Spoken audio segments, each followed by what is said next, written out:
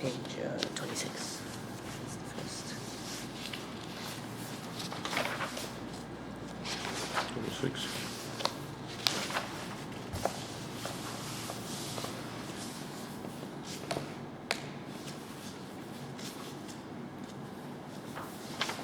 Page 26, apparently. 26 is the first page That's of the vocabulary. vocabulary. Okay. So today we're gonna review all the new words in Hebrew that we've learned so far in the last 8 chapters, or 7. And by the way, we're going to also review the laws of Hebrew grammar. So we're going to go to page 26 to the vocabulary. Yaakov, please read the Hebrew and English. Hebrew Zachar, English remembered. Zachar, yeah? Zachar. Zachar, remembered. Malach is ordained. Melech is king. Yes, so Malach is a verb, he ruled, and Melech is a noun, a king. Na'ar, young man. Na'ar, where you see that less than sign on top of What is the word, that shows you the where to put emphasis. So it's Na'ar, not Na'ar. So it's Na'ar. Na'ar. Okay. Yeah, most of Hebrew words, the emphasis is on the last syllable, but some are on the first or in the middle, and then you have this sign. For example, another one is Melech. Right? We don't say Melech, say Melech. And across from that, house, we say Bait. We don't say Bait, Bait. And that's why there is that mark there. Okay, Na'ar, young man. Amad stood. Shama heard, listened. Shamar guarded, kept. Abraham, Ish, man. Bayit, house. Ben, son. Davar, word or thing. David, who, he, it. Good. Good. And that's what it says on the bottom. In the vocabulary for each chapter, words that are not accented on the last syllable will be shown with an accent mark, less than. The words like Bayit, Melech, and Nar are all accented on the first syllable as opposed to usual last syllable. Okay, now a new idea in both Hebrew and English. A sentence is a group of words that expresses a complete thought. For example, David Zachar, David remembered, has a noun and a verb. Hu Amad, he stood. Ish Shama, a man heard. Melech Malach, a king ruled. Avraham Shamar, Avraham guarded. In Hebrew, you can have subject before the verb, and you can also have subject after the word. So on the bottom of page 26, we can either say David Zachar, David remembered, or we can say Zachar David, which in English would also mean David remembered. And similarly, Hu Amad, he stood. Amad Hu, he stood.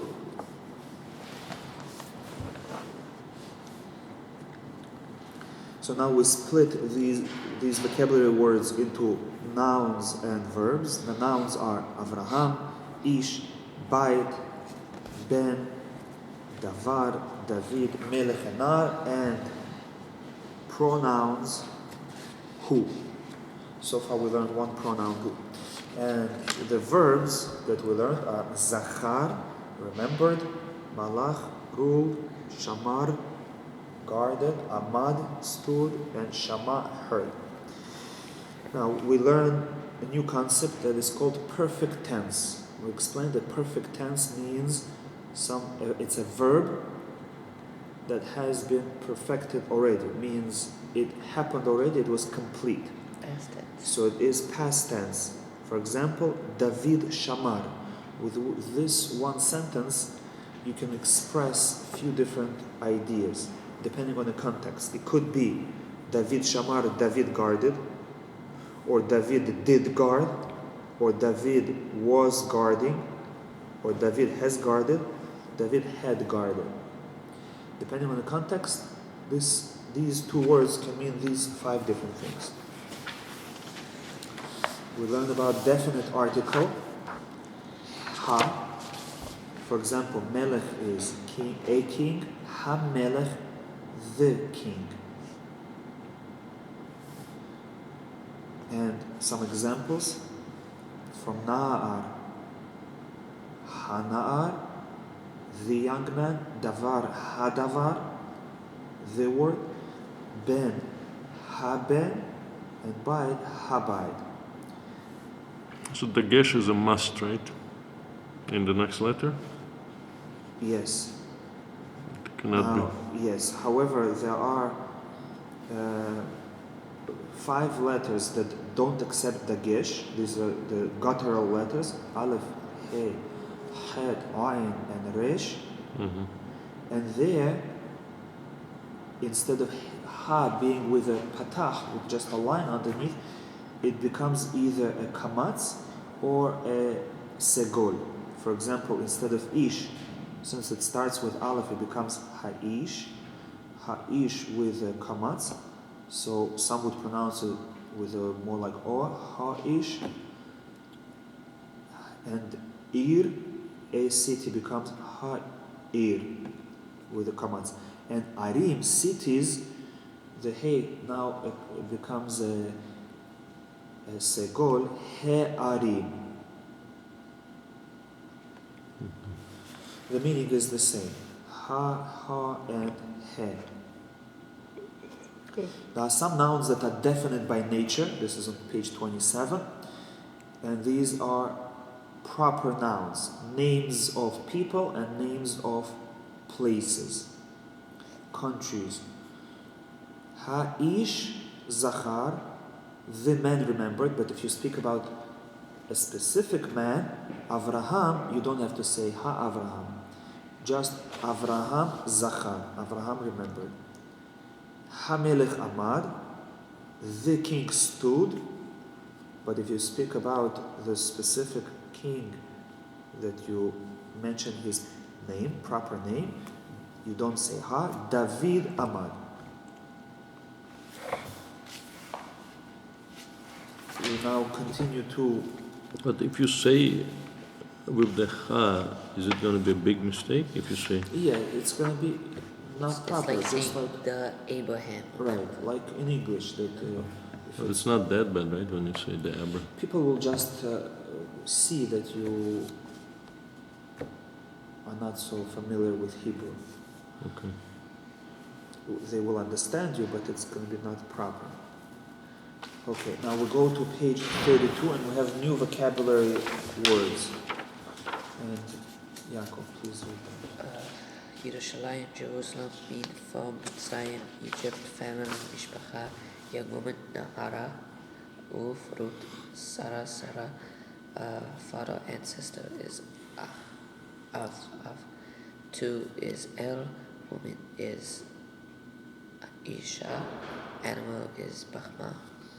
The word Isha can also mean wife, right, or a woman, and the word Behema either animal or cattle in general. Daughter, he, she, it, walked, went is derech. Halach. Halach, derech is walk. Derech is road or way. Yeah. So halach means walked or went. So now we introduce feminine and masculine. For example, the word animal is feminine. And we also learned that names of cities or countries are also feminine. Like Yerushalayim is a feminine word. Mitzrayim is a feminine word. Mishpacha, family, is also feminine word.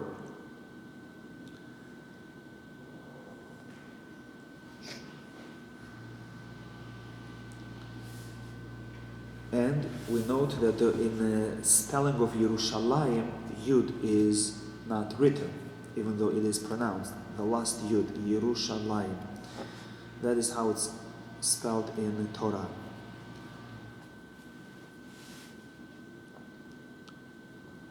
there has to be a consensus. The verb must follow the noun, meaning if the noun is masculine, the verb must be masculine.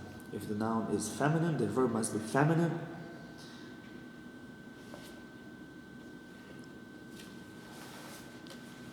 Let's go to page 33. On the bottom of the page, we have verbs that are masculine and then verbs that are feminine. So, for example, masculine verbs are shama, he heard, and shamar, he guarded. Corresponding to that, on the bottom, feminine verbs would be sham'a and shamra. So you notice that we add a hey, so the ending becomes a, and we change some vowels. Right? So shama, sham'a, shamar, shamra. Similarly, zachar, zachra, amad, amda, and halach, halacha, malach, malacha. So this is pretty much a rule, right? That for any word you can convert like that without thinking. Yes, yes. If you remember this. So an example how it's used in a sentence: Hu amad, he stood. He, she, amda, she stood. David shamar, David guarded. Sarah shamra, Sarah guarded. Every verb in Hebrew has a root, shoresh, that is usually 3 letters, sometimes 2. The verbs that we looked at now, they were already in their root form. And the root form usually is he did, past tense for he. Like malach, he ruled. The root is mem lamed chaf. He guarded shamar, and the root is shin mem resh. To differentiate the root from the word, we put dots between the letters to show you that this is not the word. We specifically talking about the root.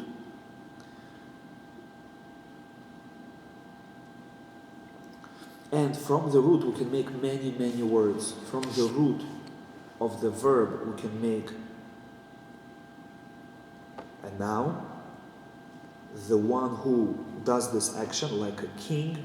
King rules. So for using the word malach, he ruled, we create a melech, right? A noun, the king who rules. And we can also create a different noun, kingdom. Malchut also has the 3 letters mem lamed chaf.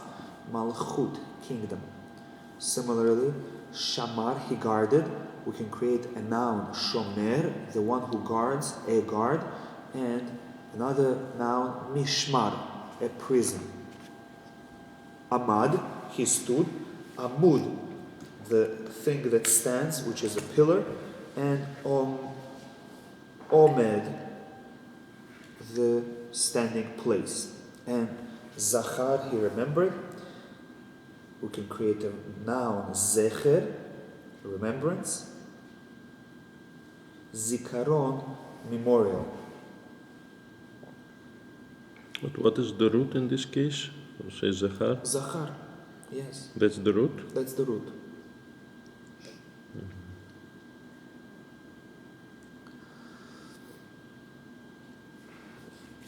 So very similar to Russian, but yeah.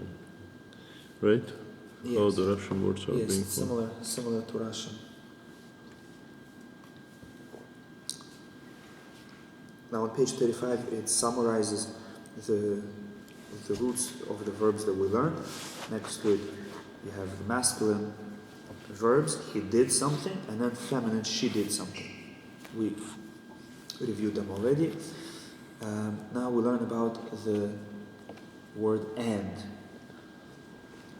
It's a separate word in English, but in Hebrew it's just a letter that's added. A connecting letter, vav. Vav means and, because in Hebrew the word vav means a hook, a connector.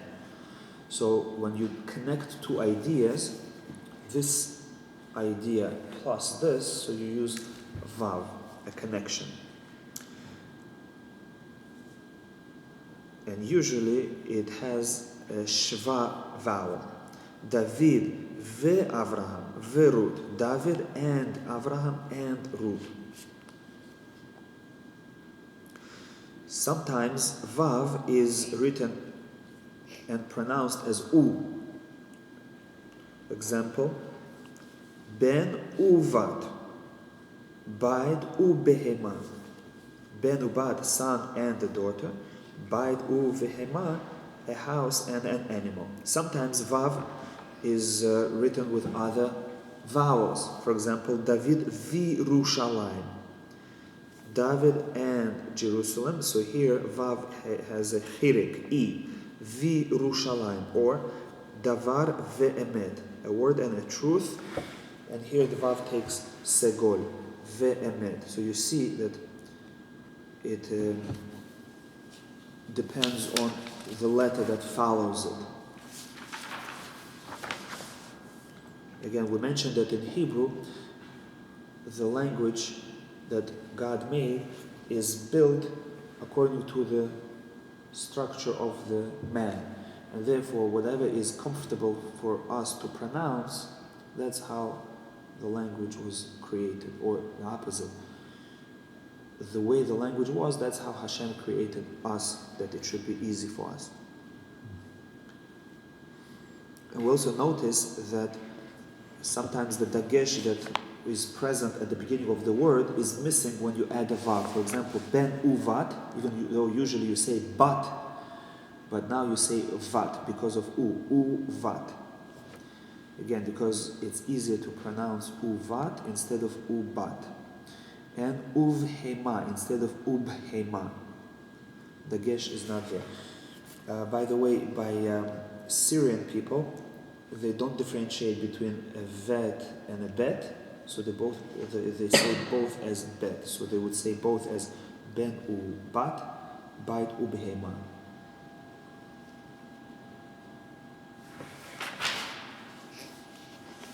New word from in Hebrew is min. And it has two words. It can either mean it can either be as a separate word min, from, or it can just be a single letter added to a word me or me. Like from the house min habayit, or you can also say mi bayit, from a house. So you notice that definite, if it's used with a definite article, you add a whole word, and indefinite, a letter. Min ha'ish, from the man. Me'ish, from a man. Min hamelech, from the king. Me hamelech, shows you that it can also be used with a definite article, a single letter. Me hamelech, from the king. There's exception then, right? I'm not sure. I think both can be used with a definite article. Now, the use of it. We mentioned that both she and he in Hebrew have an additional meaning, it. And the word it can either be feminine or masculine. And therefore the word who can mean he or it. In English it makes a difference. In Russian, for example, we have on, which means he, and we have eta,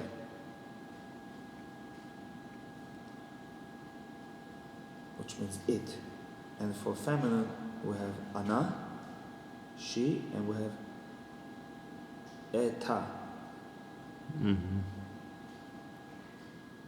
But the difference between English and Russian is that for animals we use she or he. Mm-hmm. In English they use it. Right.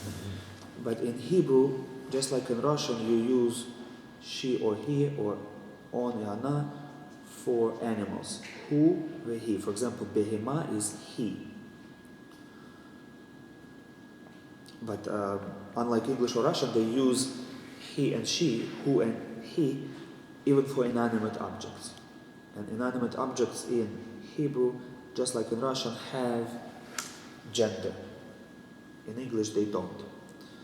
Okay, now the example here, Habayit Amad Vehu Shamar Mishpacha. The house stood, Vehu, and it, referring to the house, Shamar Mishpacha, guarded a family. HaMishpacha Zachra Vehi Halcha El Yerushalayim. The family remembered, family being feminine, and therefore it's Zachra, feminine verb, remembered. Vehi, and it, feminine, Halcha El Yerushalayim, went to Jerusalem. Why wouldn't they put the comma in here, just like in English they put? In Hebrew, especially in the biblical Hebrew, we don't use commas. Even periods at the end of the sentence we don't use. Here they do it for convenience, but you have to figure out. This is one of the proofs that we have both the written and the oral Torah, is that if you look at the Sefer Torah in a synagogue, the Torah scroll, only part of the Torah is written. Which part? Only the consonants. There are no vowels. The vowels are oral tradition, and depending on what vowels you put in, you're going to have different words. So how do you know how to read the Torah? You have to learn from your teachers and fathers. And it was built in, right, into the book of the Torah, that there is a written part, and it cannot be read without the oral Torah accompanying it. And also we don't have punctuation marks. You don't have commas, so sometimes one person will read a sentence and break it one way, and another person will read it and break it another way. How do you know which way is right? Mm-hmm. Because depending where you put commas, the meaning may change, and it does.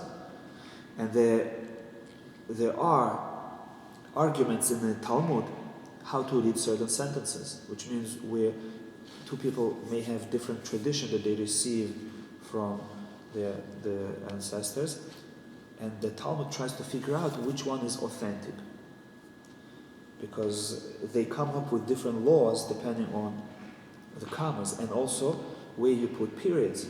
Is one word beginning of the new sentence, or it's the end of the last sentence, right? And again, it makes a difference. And there are cases like that where there is a question, and we try to figure out which way is the authentic way.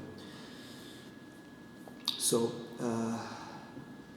one reason for it is, again, to preserve the Torah for the Jewish people, that no other nation would be able just to, even if they know Hebrew, will not be able to read the Torah properly, because some things are missing, the keys are missing, and we have the key.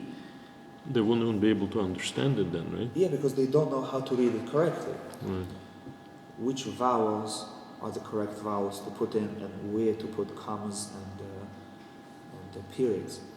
And another part of that tradition is the cantillation marks, the trop, what we call ta'amim, the musical notes, how you read, because that also hints to you what's happening.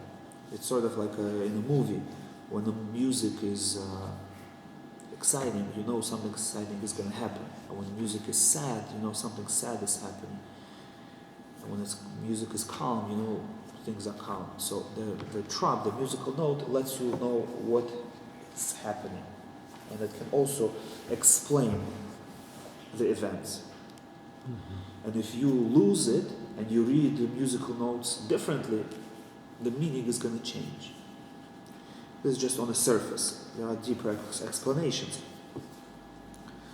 For example, in Hebrew newspapers, they also write without vowels. Mm-hmm. But there, just like with English, where you know how to pronounce certain words, even though in English the way you pronounce may not be the way things are written. Yeah. For example, letter A sometimes can be pronounced as A, A, maybe even I, I'm not sure. And how do you know how it's pronounced in this particular case? From experience, and you remember. And so similarly in Hebrew, they can just write the consonants, and from the context, people are going to figure out. And that's how newspapers are written also. Oh, I have to get some water. I burned my tongue on tea this morning and it's bothering me so much.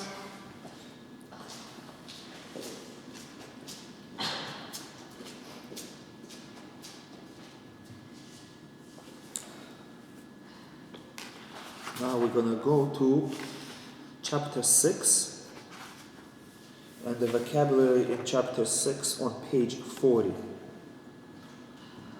I'm going to read the vocabulary.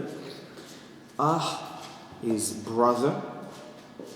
Eretz is land or country, and it's feminine, just like names of countries and lands are feminine. Derech is an unusual word because it can either be masculine or feminine, and derech means road or way. Hem means they, masculine, and hema is the same as hen, can be used interchangeably. Rabbi, how about? Oh, never mind. Him means they here. Hen, they, and henna or hen are they for feminine. Hen or henna.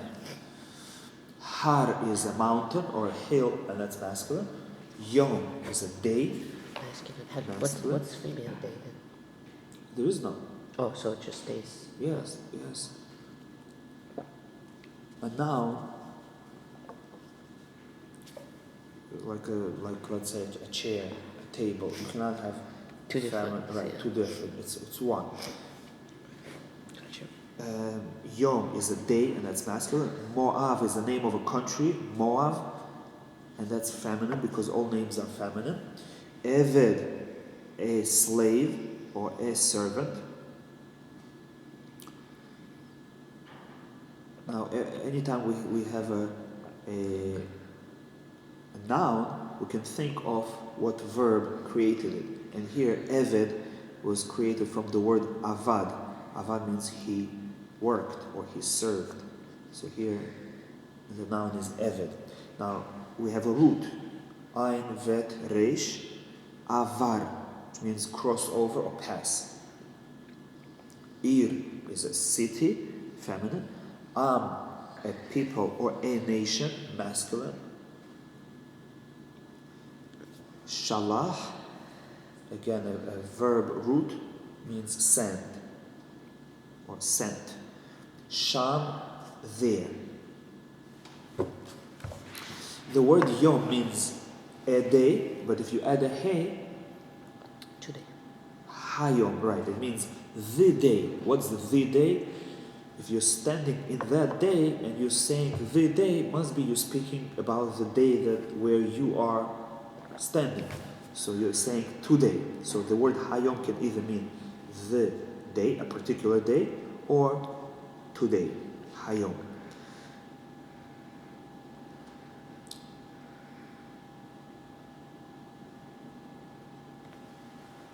Now we learn about plural nouns. We have masculine plural and feminine plural. By masculine plural, we add yud mem usually, and we pronounce it as im, like melech, melachim, king, kings, and davar, devarim. A word or a thing, devarim, words, things. And vowels change also. Forming feminine plurals, we usually add vav and taf, and we'll pronounce it as ot. Eretz, land, becomes aratzot, lands. when we have a feminine word that ends with a hey, at the end, we drop the hey and we attach ot instead, like mishpacha, a family, mishpachot, families. It's like Shabbatot, right? Yes, Shabbat, Shabbatot, behema, behemot, animals.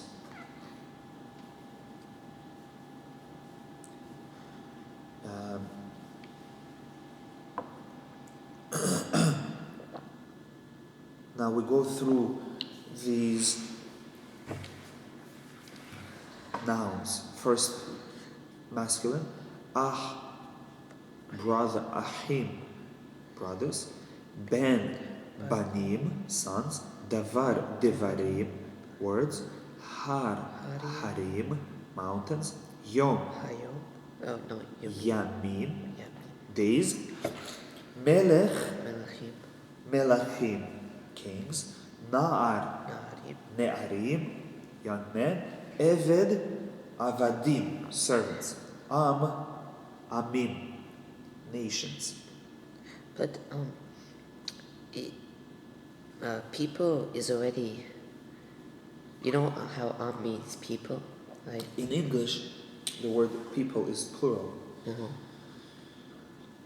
but in Hebrew, it's a singular. So you can, In Hebrew, when you have a group of something, like a group of animals, you call cattle, bakar or tzon.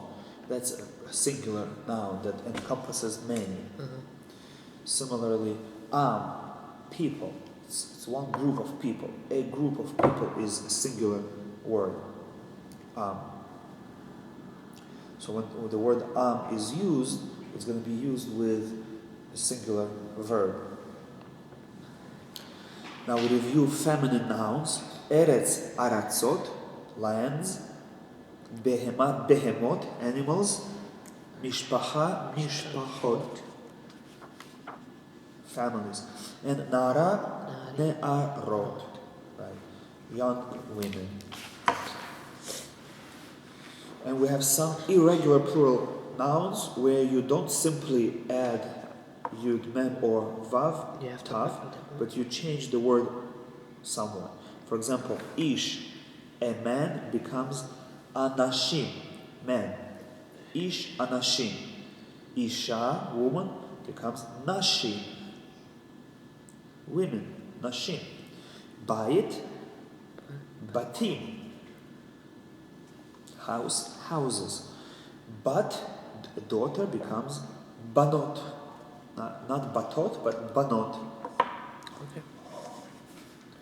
And there are some exceptions where a masculine Takes on feminine and the feminine takes on masculine. word will take a feminine ending, like av, a father, will become avot, not avim, avot, fathers, and a feminine noun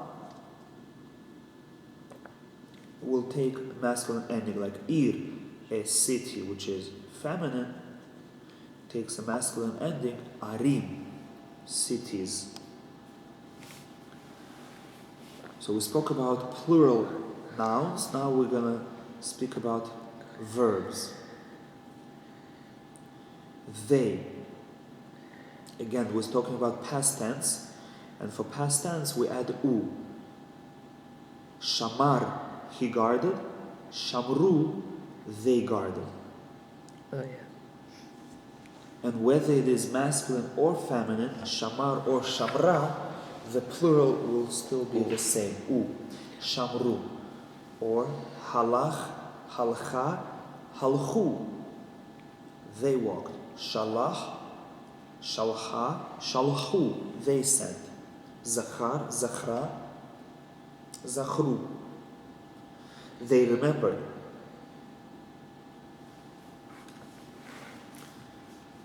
On page 43, it lists all the nouns that we've learned so far. It gives you a singular, plural, a gender, and a translation for your review. On page 44, we learned about prepositions. From, we already learned. Min, to, el. And we spoke about that the word min can be replaced with just a letter me. El can be replaced with just a letter le. And let's say kemo, which means like, can be replaced with the letter k, like, on page 44. And be, the preposition be, one letter means in, or with, or on top of. If you use just one letter attached to the word, that's called inseparable preposition. So examples of that, mishpacha, b'mishpacha. A family, b'mishpacha means in a family or with a family. Kimelech, as a king. Le Moav, to Moav. Le'ach, to a brother or for a brother. So, in these examples, these prepositions had a shva vowel, but they can also accept other vowels. For example, kim lachim, like kings, and here the ki has a chirik i vowel, kim lachim. Li Yerushalayim, we already saw, to Jerusalem has i, li. What if you use a preposition, inseparable preposition, with a definite article, ha? So then the he is dropped and the preposition has patach vowel, becomes a, like instead of bebait in a house becomes ba-bait in the house. Or le'av, to a father, becomes la'av. We don't say le'ha'av, but rather we say la'av. We don't say be'habait, we say babait. Proper nouns, like names of people or names of places, cannot take ha, and therefore they will remain with a shva vowel. We're going to say b'mitzrayim. We're not going to say ba mitzrayim, because ba would imply definite article, and proper names don't take definite articles.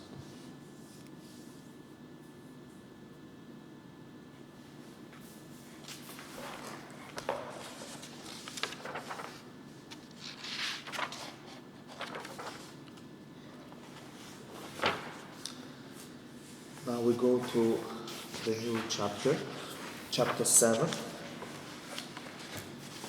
And here we speak about more in depth about the past tense, the perfect tense.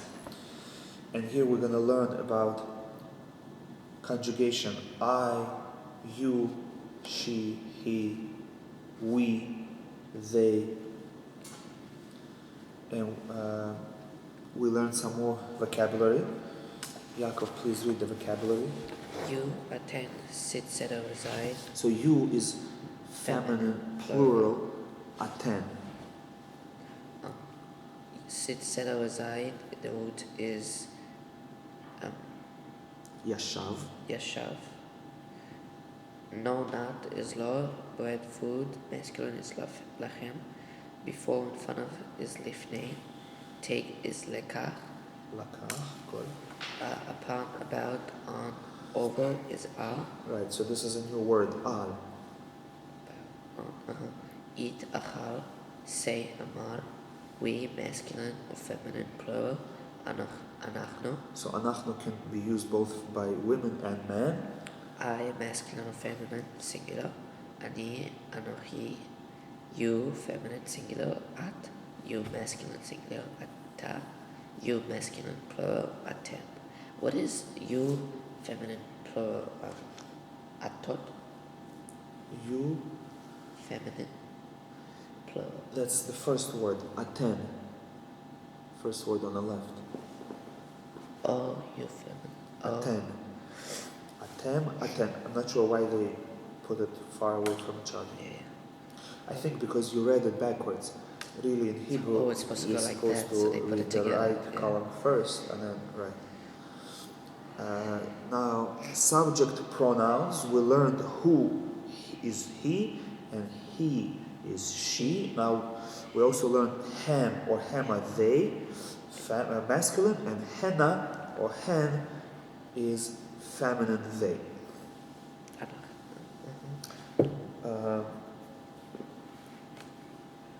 And in this chart, we combine all the pronouns that we've learned so far. Ani, ata, at, hu, he, anachnu, atem, aten, hem, hema, henna, hen. If you have a few men and a few ladies together, It takes on the men. it takes the masculine, hem, they, masculine.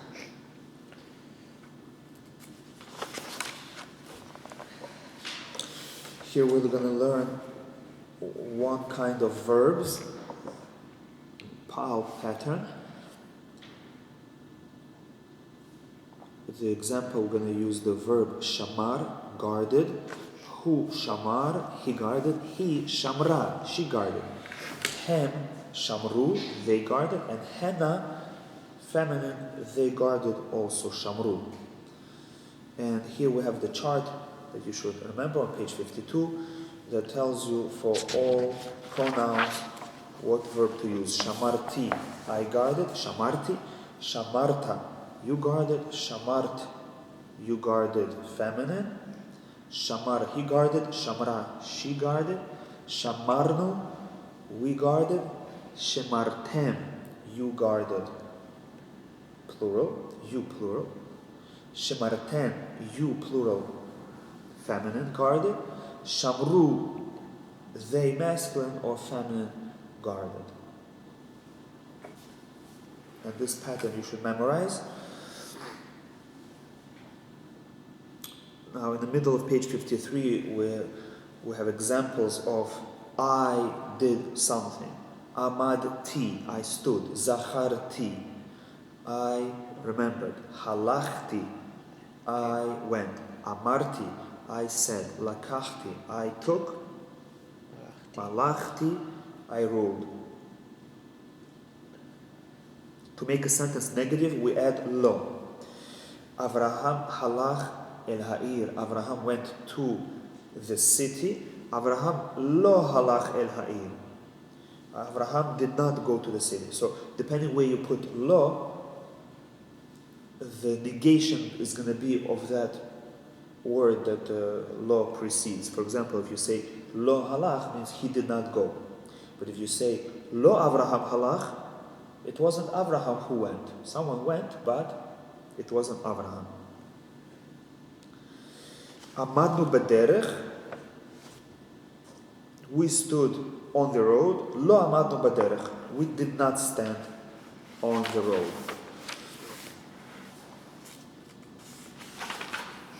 There are many exercises with these rules, and